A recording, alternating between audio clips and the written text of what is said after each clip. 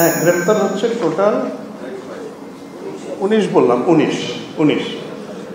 আমরা প্রত্যেকটাকেই গুরুত্ব দিচ্ছি। পূজার বেলায় আমরা আসলে সাধারণ মাঝারি গুরুত্বপূর্ণ পূজার বেলায় আমরা এটা করতে চাইনি।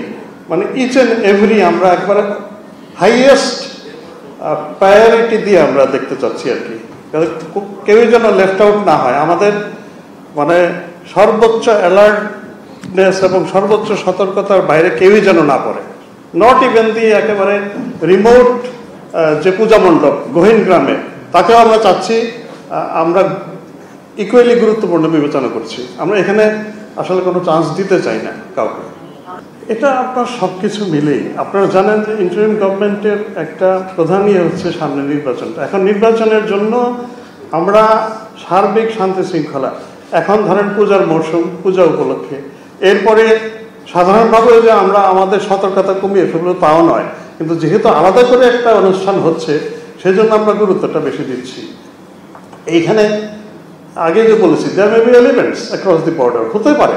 আমরা তো আমাদেরকে তো সব দিক দিয়েই সর্বাত্মক প্রস্তুতি নিতে হবে এবং আমরা সেটা নিচ্ছিও। মাননীয় পুলিশ প্রধান, একটু জানতে চাচ্ছি যে গ্রেপ্তারকৃত 19 জনের কোনো পরিচয়, রাজনৈতিক কোনো পরিচয় আছে কিনা, বা তারা কোনো উদ্দেশ্য, মানে কি উদ্দেশ্যে এই ঘটনাগুলো ঘটিয়েছে আপনারা কি জানতে পেরেছেন কিনা? এখন পর্যন্ত রাজনৈতিক পরিচয় পাইনি। উদ্দেশ্য কেউ আছে, যেমন আপনারা জানেন গাজীপুরে যেটা হয়েছে, যারা মূর্তি তৈরি করতেছিল ওই দুইটা ছেলে, ওরা গিয়ে দেখতে গেছে, ওরা ধমক দিছে বয়সে ছোট বলে, এটা তার ইগোতে লাগছে, আরেকবার গিয়ে সে গিয়ে আরেকবার মূর্তিটা ভেঙে দিছে। এই জাতীয় মানে ফ্লিমজি কারণও আছে।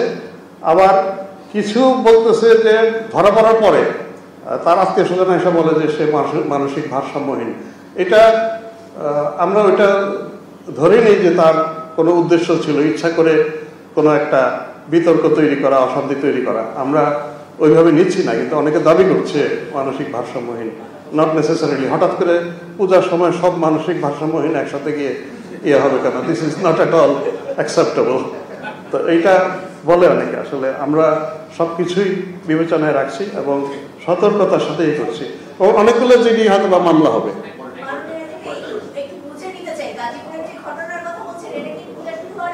আগে আগে আগে হ্যাঁ, ডিউরিং ওই যে মূর্তি তৈরি হয় যখন, তখন